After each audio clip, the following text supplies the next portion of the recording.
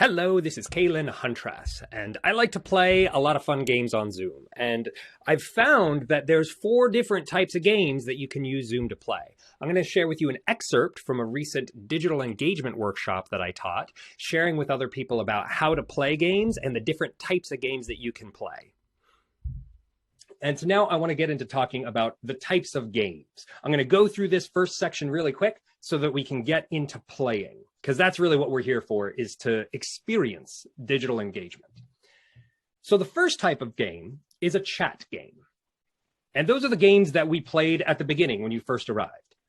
Easiest way to get engagement is, where in the world are you? Type it in the chat box. It gets people set in the momentum to use the chat box and to be interactive. Meetings continue how they begin. And so if you start by inviting interaction, it'll be easier for people to feel like they can participate. In addition to chat games, there's also grid games. And grid games are played in gallery view, where you have the Brady Bunch grid.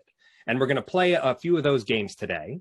Then there's whiteboard games. And I had originally not planned to do whiteboard games today, but Flippity is down. And I had some Flippity games planned. And if you haven't heard, Flippity is on the outs with Google Sheets. It gets complicated and technical. I don't know why. But for the last week, we haven't been able to use Flippity. So there will be some whiteboard games today. But the star of the show is the apps games. And Rebecca, I totally understand what you mean. When you download the apps, sometimes they show in your sidebar and sometimes they don't. So apps are kind of glitchy, right? And the workshop that I was teaching last month was supposed to focus on Zoom apps. And so we did play some chat games and some grid games and some whiteboard games. I've got a list of all of these in my Zoom host checklist, which usually doesn't cover my face like that. But this Zoom host checklist, there's a link to get this in the description below. Come on, get the right size, man. Here we go. Okay, so this checklist, you can download this below, and there's a list of a bunch of different types of games in there. But if you're interested in Zoom apps and using them for games, then I'll share with you a brief overview of what the Zoom apps are and how you can facilitate those. So I'm going to spotlight myself, which is going to take you out of gallery view and put me big into speaker view, because there's a couple of things that I'd like to talk about with launching apps here with my fancy green screen. And apps are best installed in advance, because if you take time during the meeting to try and install these apps, or if your participants are taking the time to do it, it's taking time away from engagement. And the engagement happens in the activity. It doesn't happen in the troubleshooting. But the difficulty with apps is that you have to be signed in to the same account in the browser as you are in your app. So if you happen to use a different browser Zoom account than your application Zoom account, you might share with a co-producer or with an assistant. It can cause all sorts of difficulties. And you can't install an app in only one of them.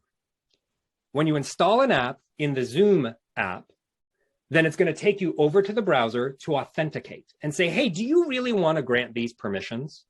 And you have to say yes in the browser, and then it's going to kick you back over. Some of the apps actually need you signed in to both in order to work. Kahoot, in particular, is one of these, where if you try and launch it in Zoom, even if you have it installed and you've used it before, and you say, hey, I want to launch a Kahoot as the host, it's going to kick you back over to the browser and try and get an authentication while you're signed in there, and then bring it back over. And these integrations are not great. It's the early days, so they're glitchy. And so the best practice that you can use in running an app is to send and then share. When you open an app and you launch an app, you get this window. And it gives you 3 options: to share, send, and expand.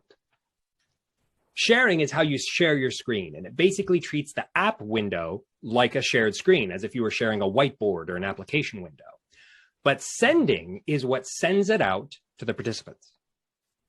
And it gives you a drop down, and you can choose, I'm going to send it to everyone, or I'm going to select specific participants. I haven't bothered with that. I don't know what use case there would be where that's valuable. But I have found that you have to share it again and again and again in order for people to get it. Because anytime you change the setup of the app, for some reason, those changes don't show in what you shared before. And so your chat box is going to be filled with these notifications. The most recent is the one that you want to share. But there's this extra difficulty where some of your participants, if they use a different Zoom account in the browser than in the app, then it's going to get this pop-up window. All in all, apps are a mess. I just recommend against them until they figure out how to use them. So in the meantime, I recommend that you stick with chat games, grid games, and whiteboard games. And I've got a bunch of these listed in my Zoom host checklist. You can subscribe to my newsletter at the link below and get this checklist for free. There's a whole bunch of great games and exercises that you can use in your own Zoom meetings to increase engagement and have fun, because that's really what it's all about. If we're going to spend time together in a Zoom grid, let's at least have a good time doing it. Have fun out there.